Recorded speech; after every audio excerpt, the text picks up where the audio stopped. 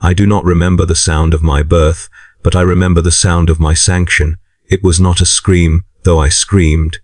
It was not a prayer, though prayers filled the chamber. It was the sound of heated metal pressed into living flesh, a wet, sizzling hiss, like fat hitting an open flame. That sound replaced my name forever.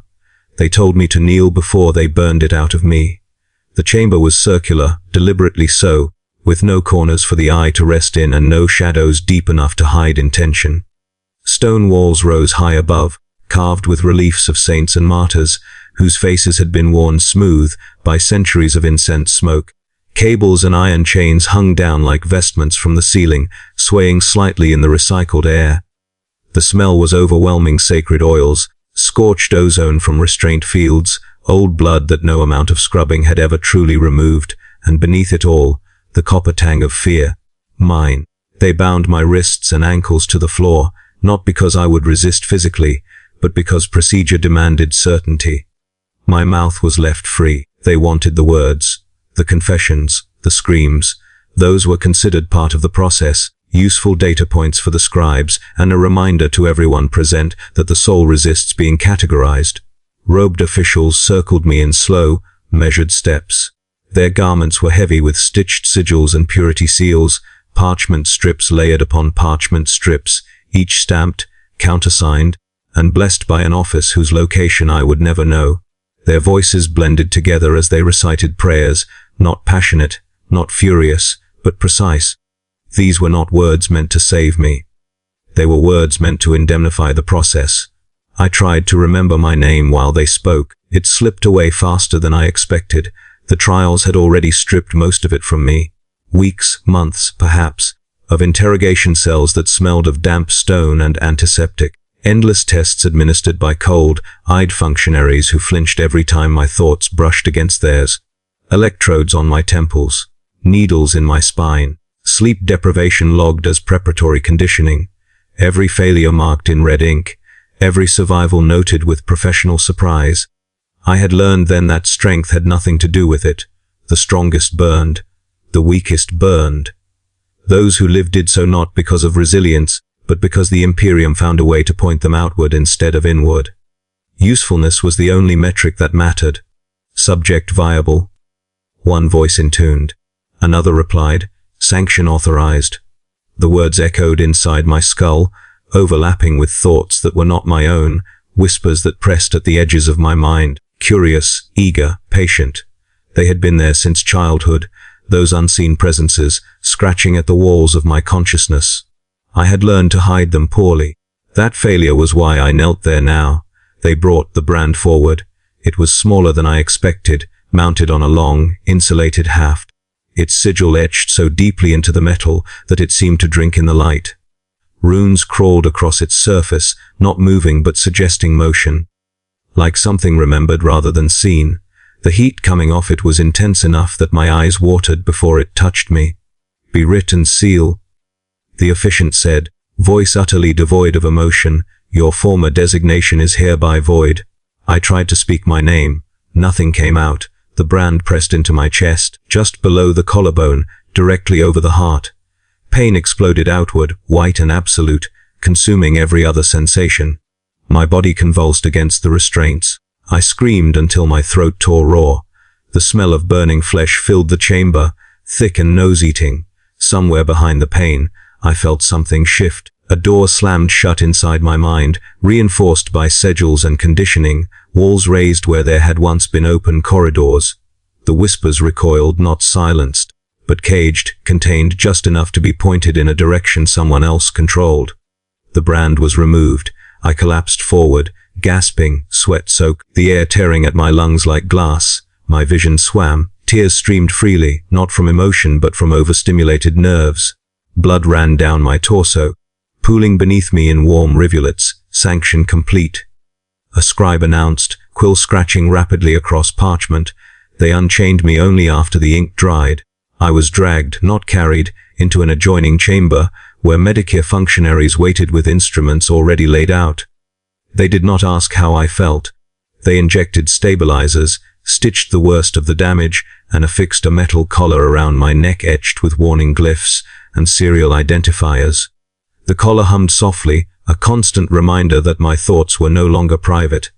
A data slate was placed against my chest, pressed directly onto the fresh brand. It burned almost as badly. Designation assigned, the Medica said. Threat classification logged. I looked down at the slate and saw numbers where my name should have been. Chains and paperwork bound me tighter than faith ever could.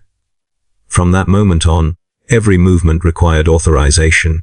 Every meal was logged. Every hour of sleep permitted, monitored, and subject to revocation. My existence became a series of forms passed between offices that would never meet.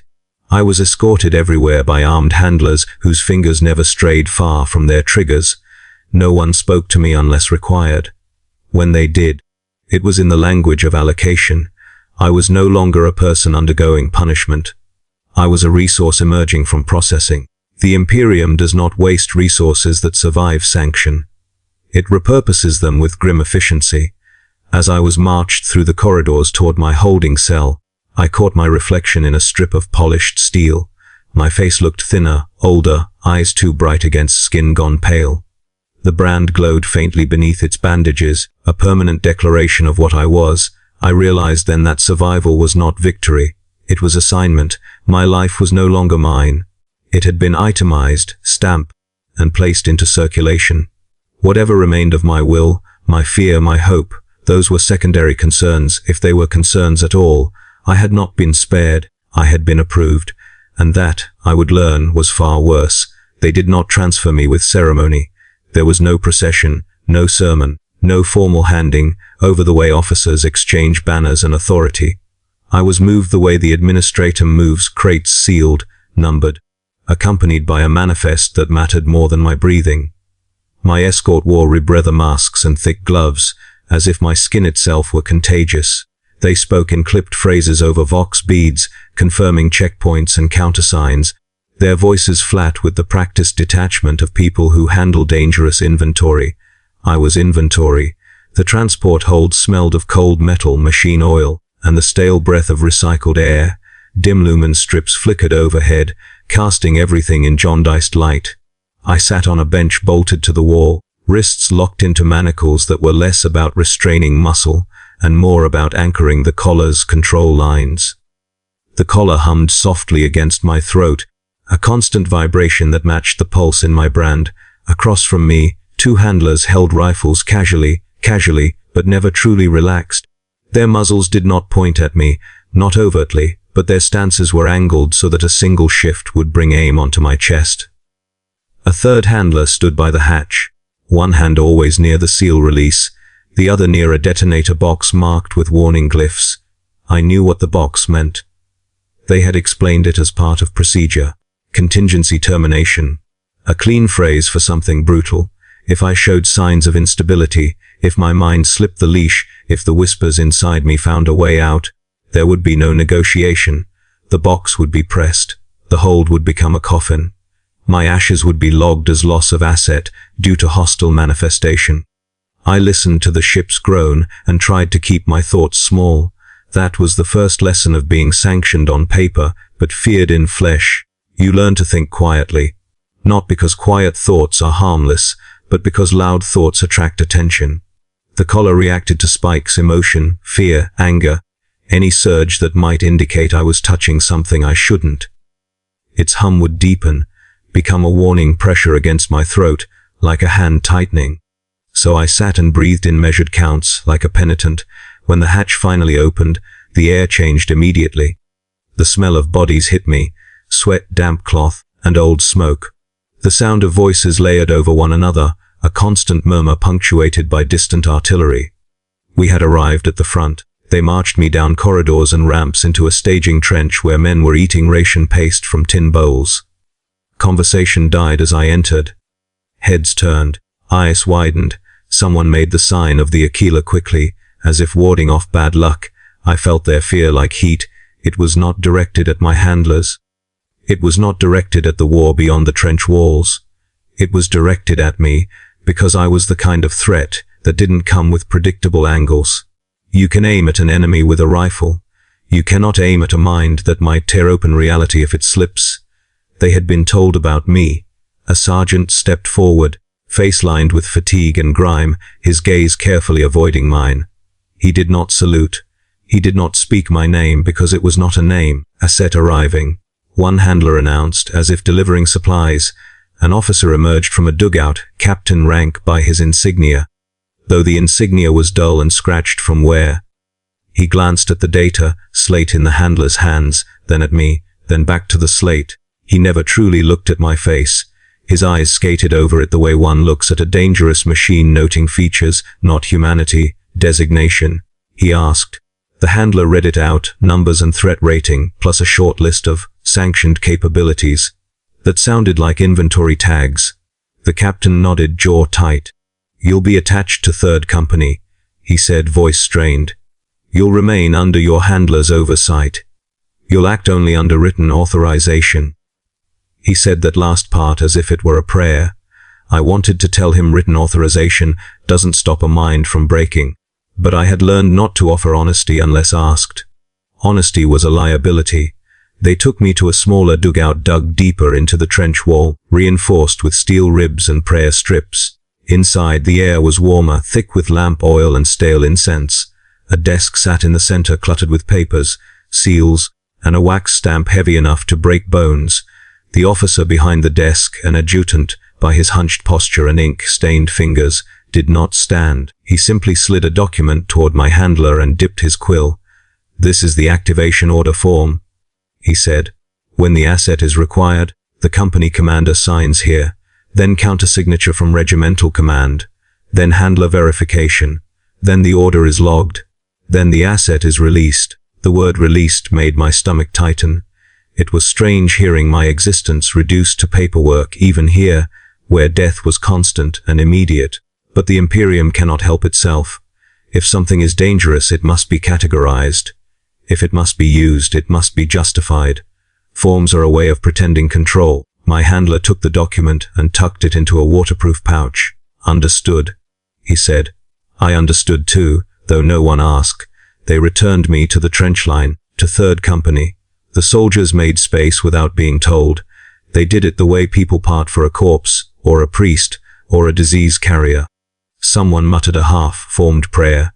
Someone else spat, then immediately looked guilty, as if their saliva might anger whatever power they feared I served. I did not serve power. Power served the paperwork. For the first few days, I was not used.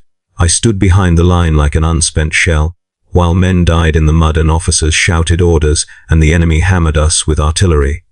I watched it all with a numb clarity. My hands itched, not with eagerness, but with the sick knowledge of what I could do if allowed. The collar hummed. Sometimes it hummed for reasons I couldn't explain, an echo of distant thoughts brushing mine, the war's psychic residue lingering in the air like smoke. I felt the whispers inside my skull stir, curious, hungry, pressed tight behind the sanctioned walls of my mind. My handlers watched me constantly. They ate in shifts, so one was always awake. They kept their rifles within arm's reach. They checked the collar's indicators as often as they checked ammo counts. Their fear was quieter than the soldiers, but it was sharper. They knew exactly what could happen if I slipped. I wished, briefly, that they would just shoot me. Then the activation order came. A runner arrived with a sealed packet, panting, his eyes darting toward me and away again. The captain ripped it open, scanned the contents, and his face tightened further. Enemy push forming, he said. We need suppression beyond artillery. We need you. He didn't address me directly.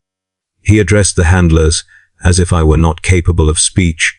The handler produced the form pouch, laid it on a crate, and the captain signed with a quick, angry stroke. A second officer countersigned. The handler pressed his thumb to a seal strip.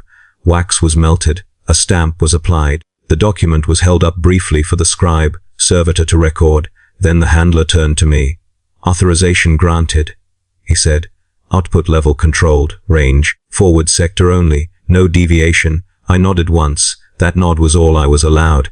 They unshackled my wrists. The sudden freedom felt wrong, like stepping out of a cell into open air without permission. The collar's hum shifted, tightening subtly, as if reminding me that freedom was an illusion. We climbed the trench ladder under cover of smoke.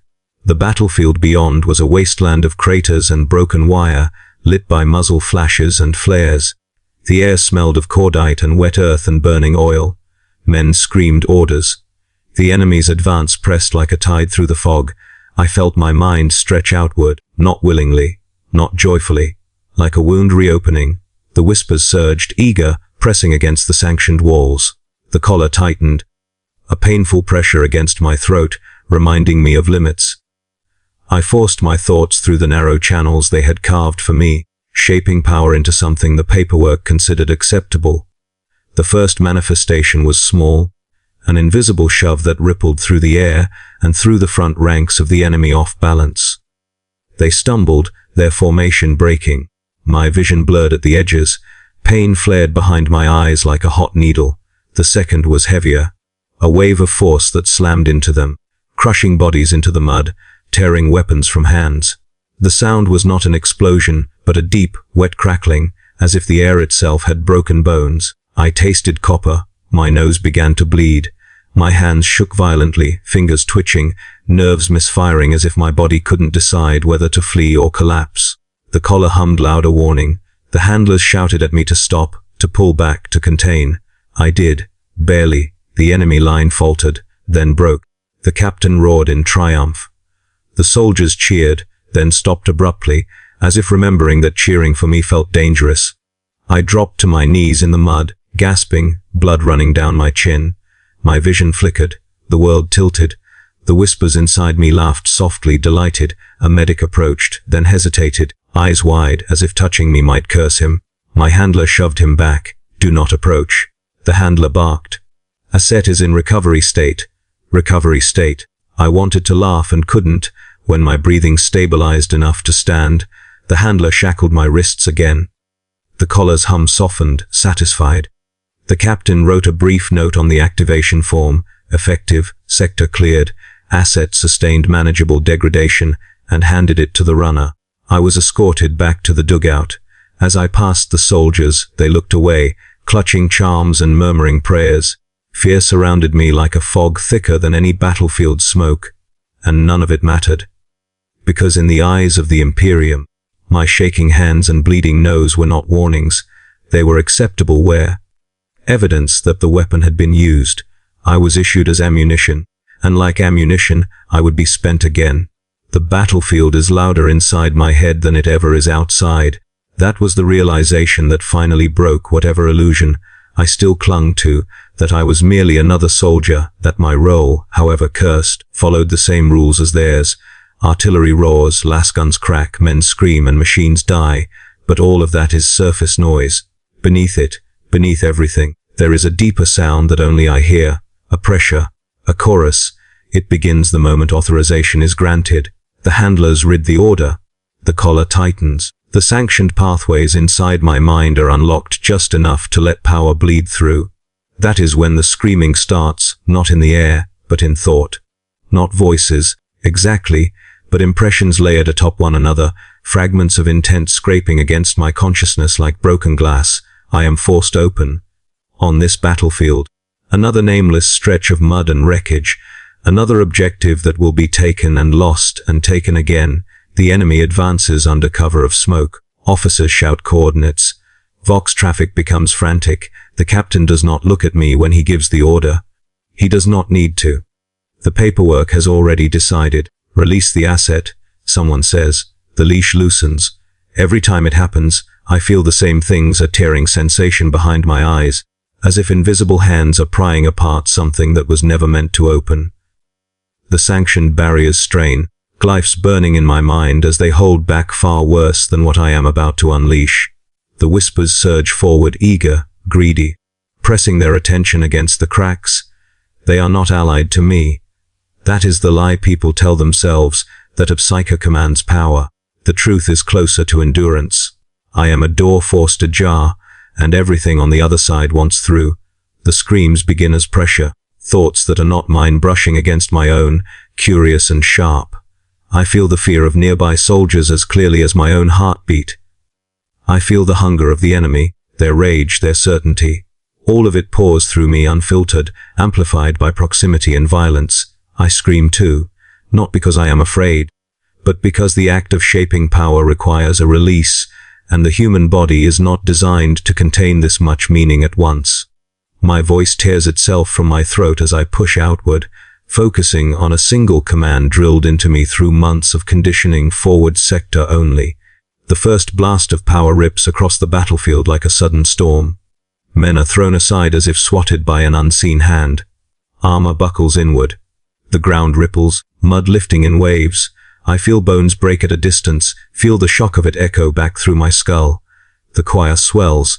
Every death adds to it. Every mind extinguished leaves an echo, a brief flare of sensation that brushes against me as it vanishes. Pain, surprise, anger, relief. All of it bleeds together, an overwhelming cacophony that threatens to drown my own thoughts. The overseers shout data at each other. Output within acceptable range. Maintain focus. Do not escalate. Their voices sound distant, muffled, like they are speaking through water. My vision narrows.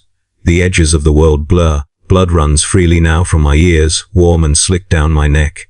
I taste copper and ash. I try to pull back. The whispers resist. They want more. They always want more. Every sanctioned act feeds them just enough to sharpen their appetite. I feel them probing for weaknesses. For moments of doubt or distraction, they can widen into fractures.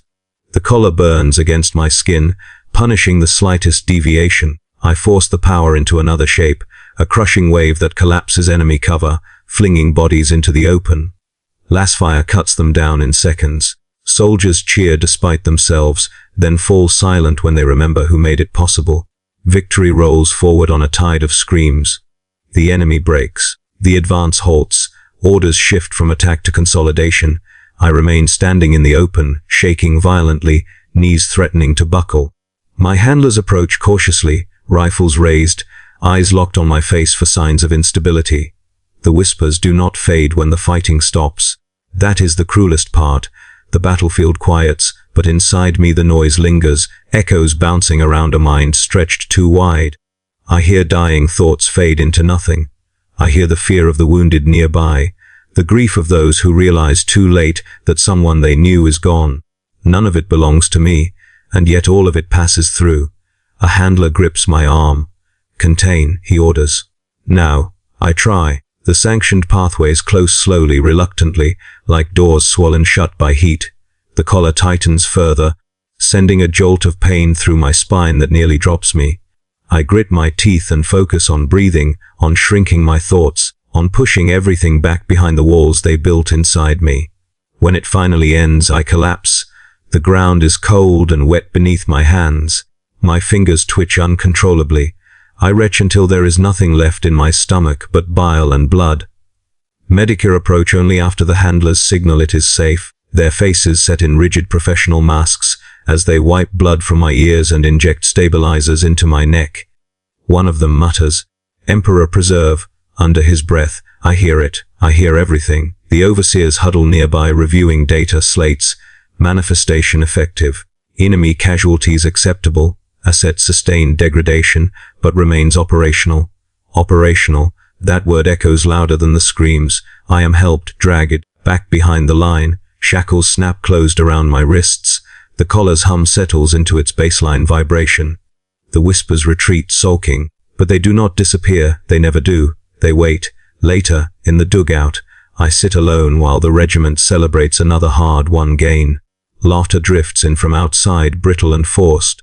I stare at my trembling hands and wonder how many more times they will open me up like this before something essential finally tears. I have seen other sanctioned psychers, some burned out in flashes of uncontrolled power, their minds collapsing inward as the whispers overwhelmed them. Some were executed mid-battle, a handler's bolt round ending their usefulness the moment instability crossed an invisible threshold. Their deaths were logged with the same cold precision as my deployments. I understand now why the choir is so eager. Every use brings me closer to joining it. Victory tastes like ash and copper, because it is fed by things no human was meant to feel. Every sanctioned manifestation tears something loose inside me. Memories blur, emotions flatten, thoughts grow louder and harder to distinguish from the noise, and still, the Imperium calls it success. Still, the paperwork clears. Still, I am deemed fit for further deployment. The choir of screams grows louder with every battle, and I am its unwilling conductor, arms shaking, mind fraying, soul stretched thin across sanctioned limits that exist only to be tested. This is what it means to fight on the front lines as a psyker. You do not just destroy the enemy, you let the war inside your head, and you pray quietly, uselessly, that it never learns your true name. By the fourth deployment, I understood a truth that no training manual ever stated plainly: the enemy was secondary. They watched me more closely. On the march, handlers flanked me at all times, never behind, never fully ahead. Their spacing was deliberate, angles calculated so overlapping fields of fire converged on my chest and skull. Their boots matched my pace exactly, neither rushing nor lagging, as if deviation itself might provoke something dangerous. I could feel their attention like weight, heavier than my pack, heavier than the collar's constant hum. The soldiers noticed too. Enemy patrols were tracked, plotted, anticipated. I was measured. Vox chatter mentioned my designation more often than hostile positions. Risk assessments updated in real time based on my proximity. When I slept, a handler stood inside the doorway, rifle across his chest, eyes never leaving the rise and fall of my breathing. Sleep itself became suspect. Dreams were interrogations now.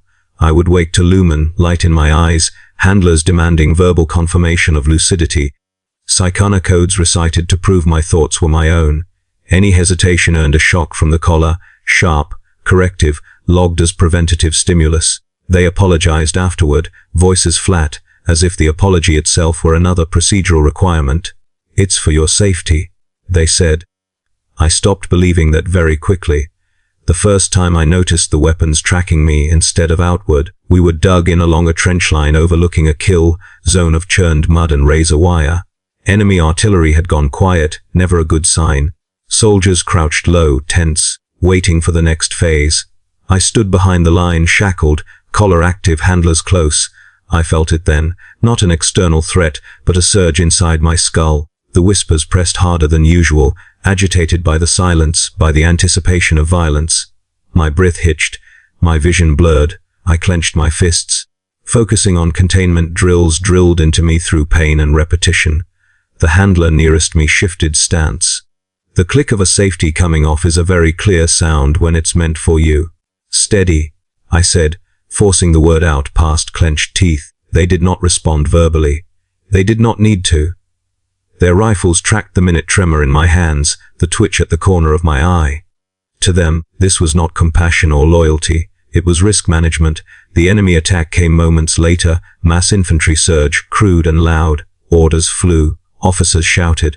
The captain glanced back at me, eyes flicking between the battlefield and the handlers. "Authorization," he demanded. The handler checked his slate, then another handler, then a third. Time stretched dangerously. Enemy fire intensified. Men died while the paperwork caught up. "Authorization granted," the handler finally said. The leash loosened. The irony was bitter. The Imperium trusted me to unleash devastation across the battlefield, but never trusted me to exist without a gun aimed at my head. I released power as ordered, tearing through the enemy advance, but my focus was fractured, not by the screams this time, but by the knowledge that a single misstep would earn me a bolt round from behind. I won the engagement anyway. Afterward, as Medica scraped blood from my ears and injected stabilizers, I overheard the handlers speaking in low tones. "Spike was close," one said. "Within margin," another replied. "But trending upward." Trending. That word followed me. Every battle tightened the leash. Output thresholds lowered. Shock response drills increased.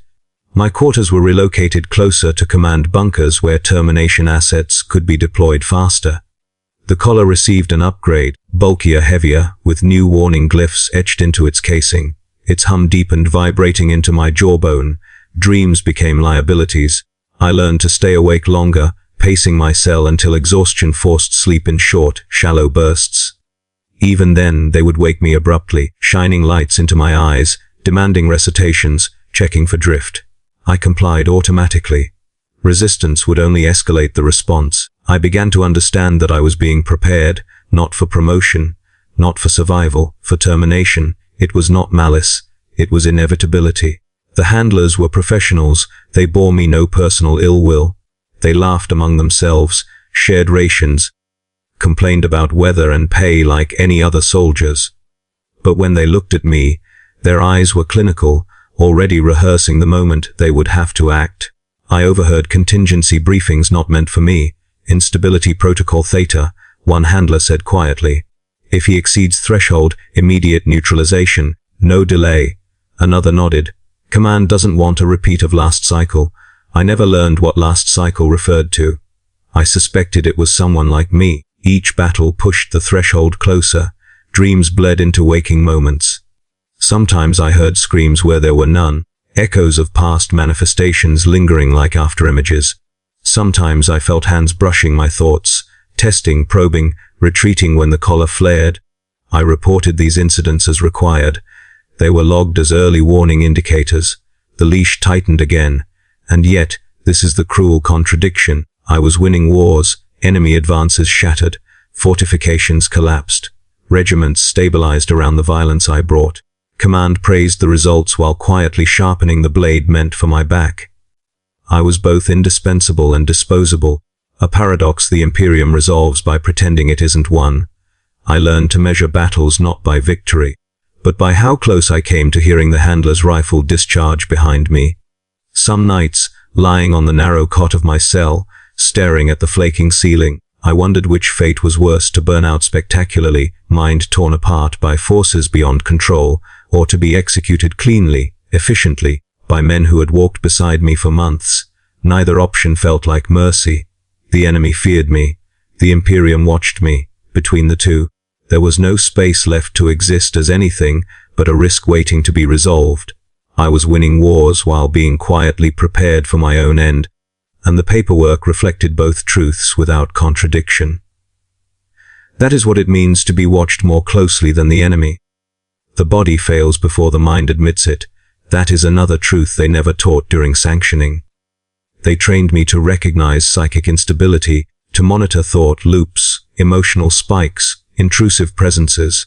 They did not prepare me for the quieter betrayals, the tremor in the hand that does not stop, the leg that buckles without warning, the sudden blank moments where time slips away like a dropped tool into darkness. It began with my fingers. After the third engagement in a single rotation, I noticed they shook even when I was at rest. Not violently. Just enough to be visible if I stared at them. I tried to still them by clenching my fists, by focusing on breathing patterns, by reciting containment mantras under my breath. Nothing helped. The tremor persisted, a constant low, level reminder that something inside me was wearing down. I reported it, as required. The medica logged the symptom without comment. They ran scanners over my skull, injected stabilizers into my spine, and recorded the results on a slate that I was not permitted to see. The verdict came back stamped and final acceptable degradation. That phrase became familiar very quickly. Seizures followed, not the dramatic kind, no thrashing, no screaming, but brief, humiliating lapses where my muscles locked or my vision went white for a heartbeat too long. Once, during a briefing, my jaw clenched so hard my teeth cracked, blood filled my mouth. The officer continued speaking, eyes fixed on the map display, pretending not to notice while a handler stepped closer behind me. I apologized afterward. The apology was ignored. Instead, a note was added to my file. Output limits adjusted. Shock response drills intensified. The body was failing, but the system was adapting. Moments of lost time were the worst. I would sit in my cell reviewing activation protocols, blink, and find myself standing on the other side of the room with no memory of crossing it. Once, I woke to the collar's warning hum already escalating, handlers shouting my designation, rifles raised, only to realize I had been screaming in my sleep. I asked what I had said. They refused to answer. I began to notice the absence of others like me. At first, I assumed it was coincidence. Sanctioned Psykers were rare, scattered across fronts according to need. But after enough deployments, patterns emerge whether you want them to or not. Faces I remembered from transit holds or Psykana staging chambers stopped appearing. Designations vanished from logs. Quarters remained empty. I asked a medici once, quietly, carefully, what had happened to one of them, a woman with burned-out eyes and a laugh that sounded like broken glass. The medici did not look up from his slate. Instability event, he said. Neutralized during manifestation. That was all. No name, no record beyond a line item, no mourning rites. The Imperium does not bury failed assets. It recycles their remains if possible and archives the lesson if useful. I watched another Sanctioned Psyker die on the battlefield. He was younger than me, still believing that control was something you could achieve rather than maintain. When authorization came, he pushed too hard, too fast. The air around him screamed as reality buckled. For a moment, just a moment, I felt something vast and eager surge toward the opening he had made. The handlers did not hesitate. A bolt round ended him before the enemy could. His body collapsed inward, power dissipating violently, leaving nothing but scorched earth and a ringing silence. The enemy was annihilated seconds later by conventional fire.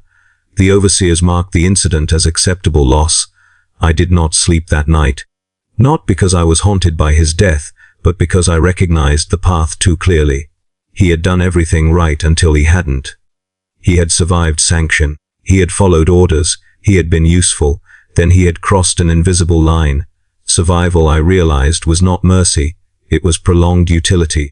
Every time I endured another manifestation, another seizure, another sleepless cycle of interrogation dreams, the system adjusted to keep me functioning just long enough to deploy again.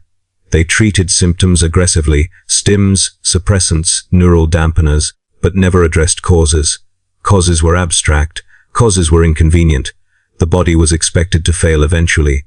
That was not a flaw. That was the plan. I began to fear not death, but continued deployment. Death would be an endpoint, a final stamp in the file. Continued survival meant more battles, more strain, more degradation labeled acceptable until it wasn't. It meant waking every day knowing that the threshold was closer than yesterday, and that no one would warn me when I crossed it. The whispers noticed the weakness too. They pressed harder during moments of fatigue, sliding into the gaps where concentration faltered. They offered nothing overt, no promises, no bargains, just relief, a sense that if I let go, even for a moment, the strain would end. I resisted out of habit, not hope. Resistance itself had become mechanical. One night, during a rare lull, I sat alone in my cell and examined my hands under the lumen strip.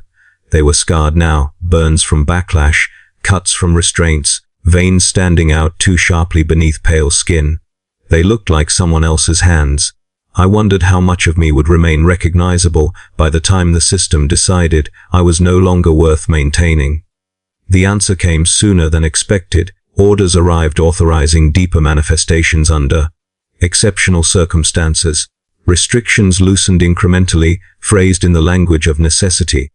Each new authorization felt like a step closer to the edge, justified by urgent need and backed by carefully worded assurances. Command believes you can handle it. A handler told me once, not unkindly. I did not correct him. They were not asking whether I could handle it. They were measuring how much I could endure before failure. The cost of survival was no longer theoretical. It was etched into my nervous system, measured in tremors and blank moments, tracked on slates that followed me from front to front. I was still operational, still sanctioned, still alive, but every time I was issued, something else was spent, and the Imperium, relentless and patient, was waiting to see what would run out first. The orders changed without announcement. There was no briefing, no doctrinal update circulated for comment, no formal acknowledgement that anything had shifted. One deployment simply ended with a thicker packet waiting for me at the next staging point.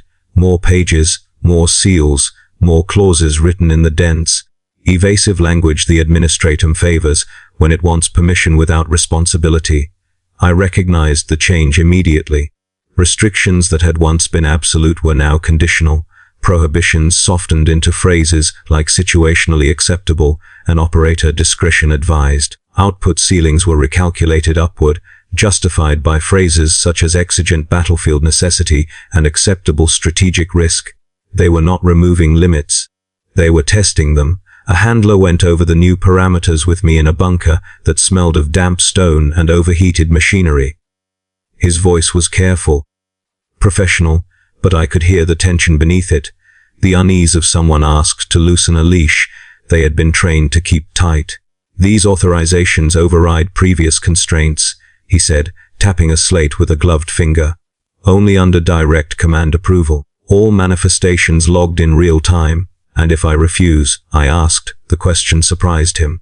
Not because refusal was unthinkable, but because it had never been necessary to consider. He hesitated. Then command will reassess your deployment status. Reassess. I knew what that meant. Reassignment to a quieter front until a replacement was found, or containment, or termination justified by non-compliance.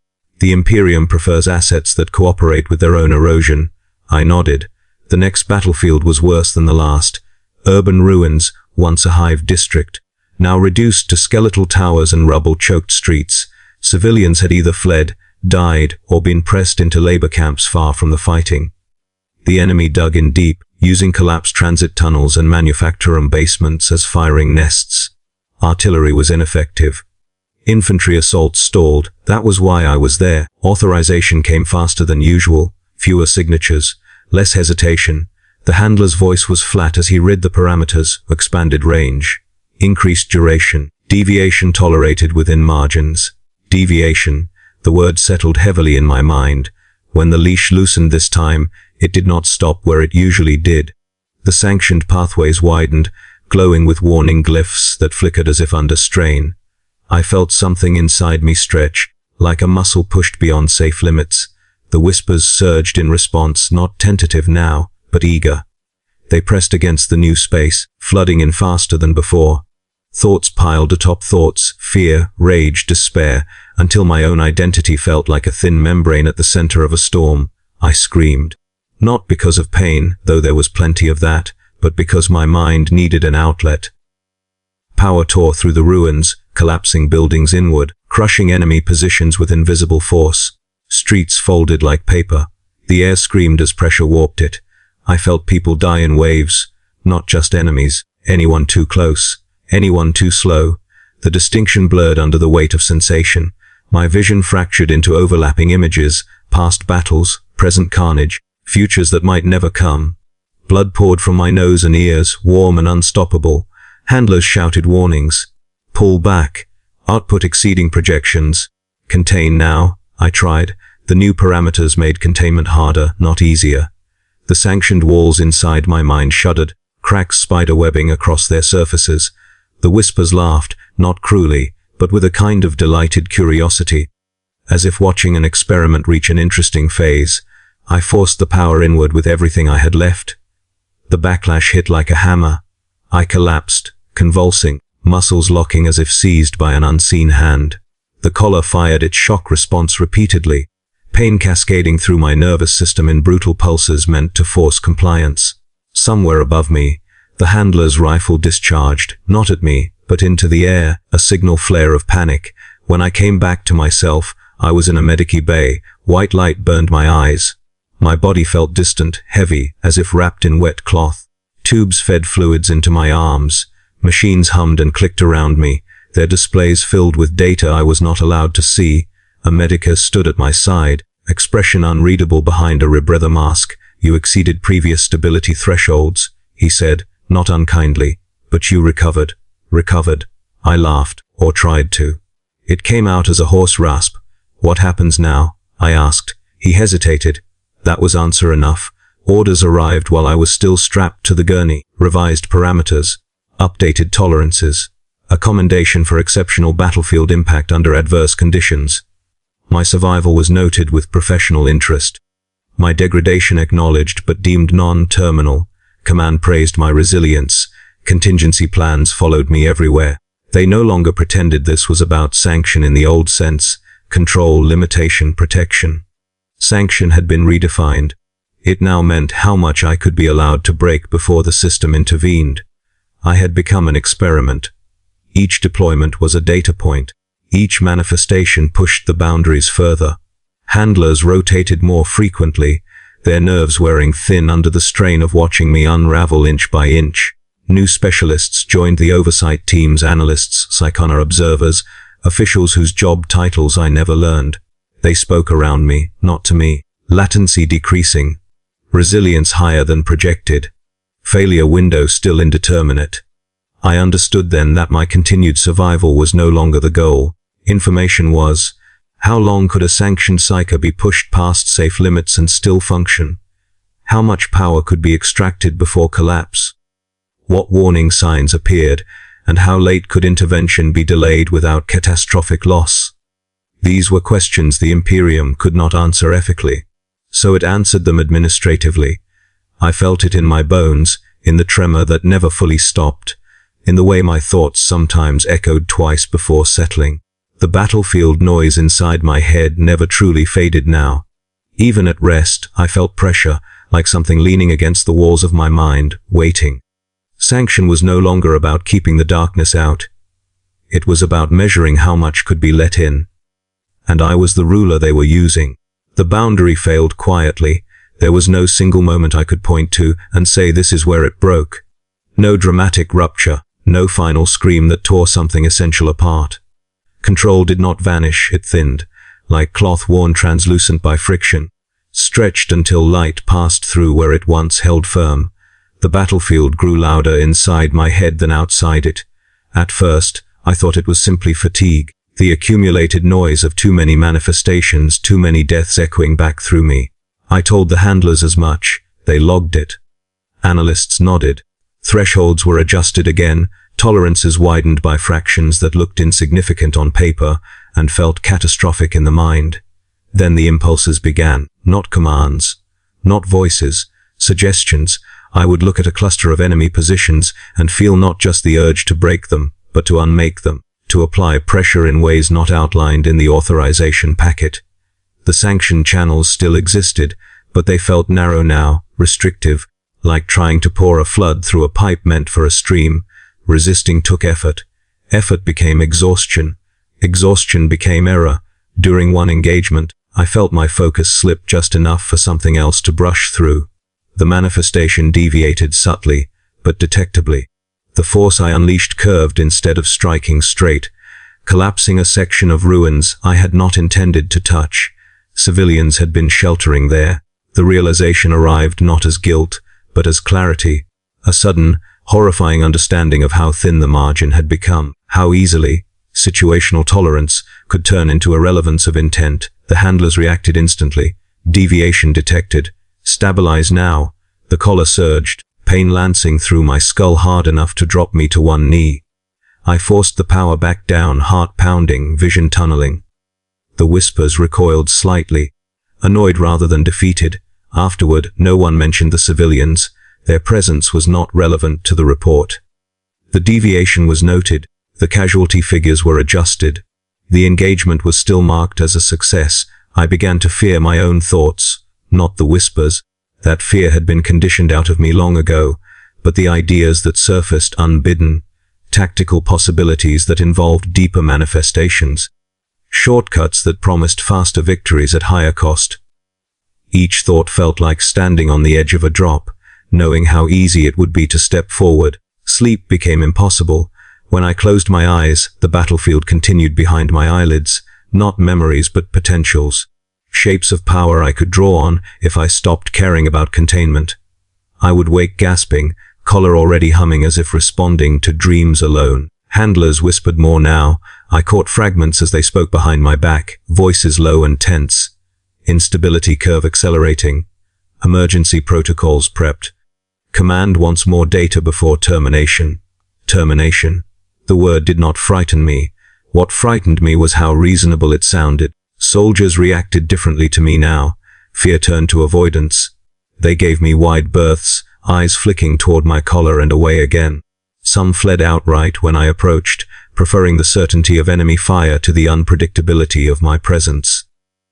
Others stared with a kind of desperate hope, as if I were a weapon that could end everything quickly, if only I were unleashed fully.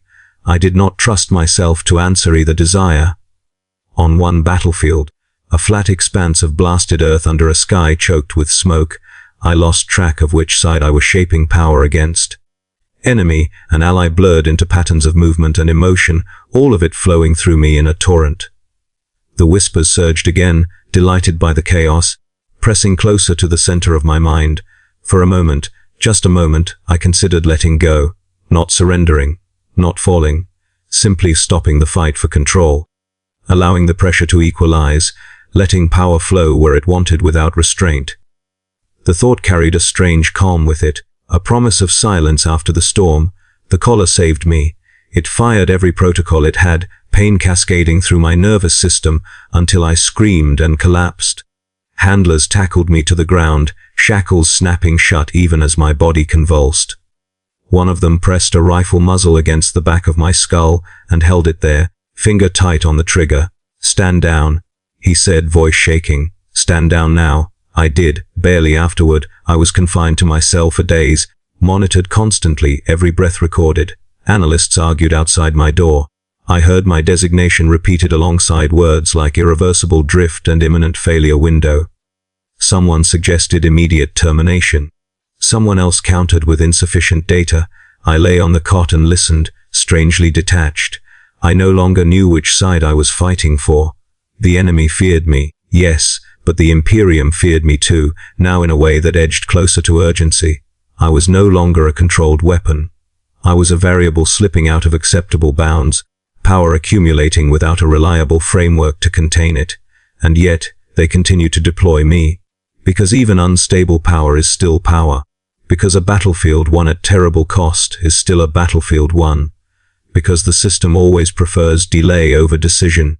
The whispers sensed this indecision and grew bolder. They pressed against my thoughts during waking hours now, not just in dreams. Not speaking, not offering bargains, but showing glimpses of what I could do if unleashed fully. Cities folding inward, armies erased in moments, silence where noise once reigned. I understood then that control was no longer something I possessed. It was something applied to me from the outside, imperfectly, fraying under strain. And every battle wore it thinner. Power without control is not freedom. It is a countdown. I could feel the end approaching, not as a dramatic climax, but as an inevitability, a line drawing closer with each sanctioned authorization. Whether that end would come as execution, collapse, or something worse no longer mattered. I had become a problem the Imperium was postponing, and postponement, I knew by now, was not mercy. There was no final briefing. That is the detail that stays with me, the absence of ceremony, the lack of declaration that this would be the last time. The Imperium does not announce endings when postponement has served it well. It simply allows circumstances to narrow until only one outcome remains administratively viable. My file changed tone before it changed status. I noticed it in the language. Where once reports spoke of monitoring and adjustment, they now referenced containment duration and acceptable terminal outcomes. The phrase that followed me everywhere, operational despite degradation, was underlined in red, annotated by multiple offices whose seals overlapped like scars. I was still deployed. That was the cruelest part. Even now, even this late in the curve, they continued to issue me. Each battle carried with it an unspoken understanding. This might be the one where the paperwork catches up to reality. Handlers no longer pretended confidence. They rotated more frequently, as if proximity itself were corrosive. New faces studied me with thinly veiled dread, already memorizing the steps of protocols they hoped never to enact. Their rifles were never lowered now. Even when I slept, if what I did could still be called sleep, the muzzle was always there, just out of sight, waiting. I was briefed on termination procedures, not directly, not respectfully. I overheard them discussed as contingencies, voices low behind bulkheads. I learned the code phrases that meant fire without warning. I learned how many seconds it would take for the collar to overload my nervous system into fatal shutdown. I learned that my remains would be incinerated on site, with no recovery permitted. The knowledge did not frighten me. Fear had long since been burned out of me, along with everything else that made anticipation painful. What I felt instead was a vast, hollow understanding. I had reached the end of my usefulness, not because I failed, but because I had succeeded too well. The battlefield where it ended was unremarkable. No legendary fortress, no pivotal world, just another contested zone of ruins and trenches, another objective that needed clearing at any cost. Enemy resistance was entrenched and stubborn. Conventional assaults had failed. Casualty projections exceeded acceptable margins. That was why I was there. Authorization came with unprecedented latitude, expanded range, extended duration, minimal containment constraints. The document was thick with signatures, each one a quiet abdication of responsibility passed upward through the chain until no single hand could be blamed. The handler's voice was steady when he read it to me. "Command understands the risk," he said. I understood it too.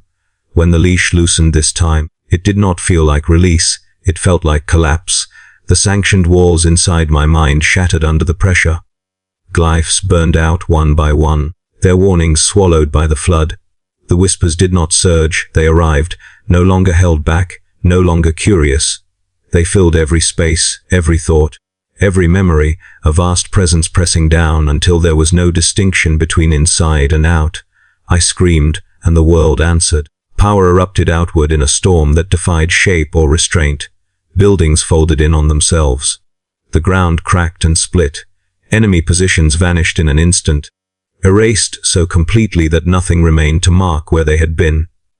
I felt minds extinguished by the thousands, their deaths overlapping into a single, deafening silence that roared louder than any explosion. For a moment, just a moment, there was peace, not relief, not joy, silence. Then the pain hit.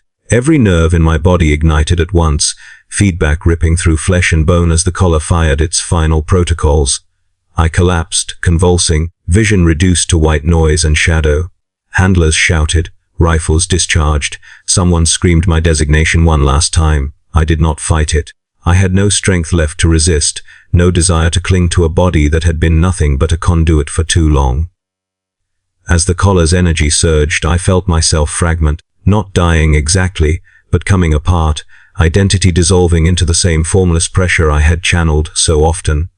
In that dissolution, I understood the final truth. There is no redemption for a sanctioned psyker. There is only postponement. The Imperium does not save us. It delays us. It stretches us across campaigns and casualty lists until the cost-benefit calculation tips and annihilation becomes the most efficient option. Whether my end came from a handler's bolt round, a neural overload, or something far worse no longer matters. The result was the same. My designation was stamped terminated, my file archived under restricted access, my existence reduced to a cautionary data point. Somewhere, a new psyker is being processed, another child marked as viable, another name erased and replaced with numbers, another asset approved for circulation. This is my confession, recorded not for absolution, but for accuracy.